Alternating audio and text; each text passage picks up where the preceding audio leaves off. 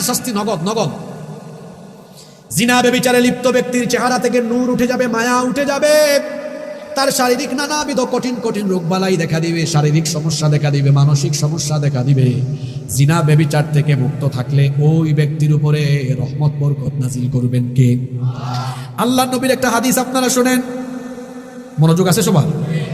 আল্লাহ নবী বলেছেন, ইদা জানার রাজুলু খরাজা মিনহুল ঈমান, যখন কোনো ব্যক্তি জিনা ব্যভিচারে লিপ্ত হয় তার অন্তর থেকে ঈমান বের হয়ে যায়।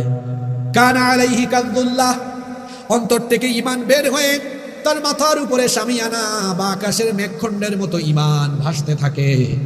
আল্লাহর নবী বলেছেন, ফাইদান কাতাআ রাজা ইলাইহিল ঈমান, অতঃপর যখন এই ব্যক্তি তওবা করে জিনা ব্যভিচার থেকে ফিরে আসে, দয়া করে তার ঈমানকে আবার ভেতরে ঢুকায়া দেন কে?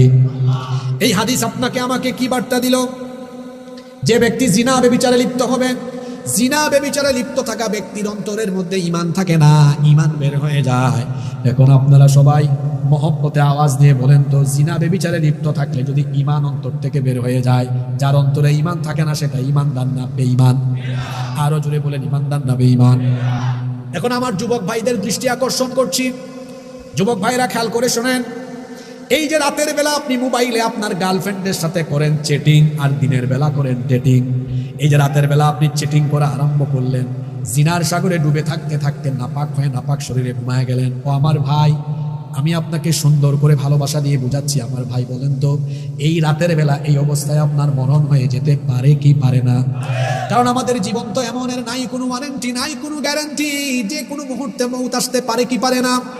তো এই যে জিনার সাগরে ডুবে থেকে যদি আপনার মরণ হয়, একটু আগে যে হাদিস বললাম, জিনা ব্যভিচারে লিপ্ত ব্যক্তির অন্তর থেকে ঈমান বের হয়ে যায়, তাহলে যার অন্তরে ঈমান নাই তার পরিচয় সে হলো, আরো জুড়ে বলেন, এই অবস্থায় মরণ হতে পারে। যদি আপনার এই অবস্থায় মরণ হয়, তাহলে মরার পরে হাসর হবে বেঈমানের সাথে না রাসূলের সাথে?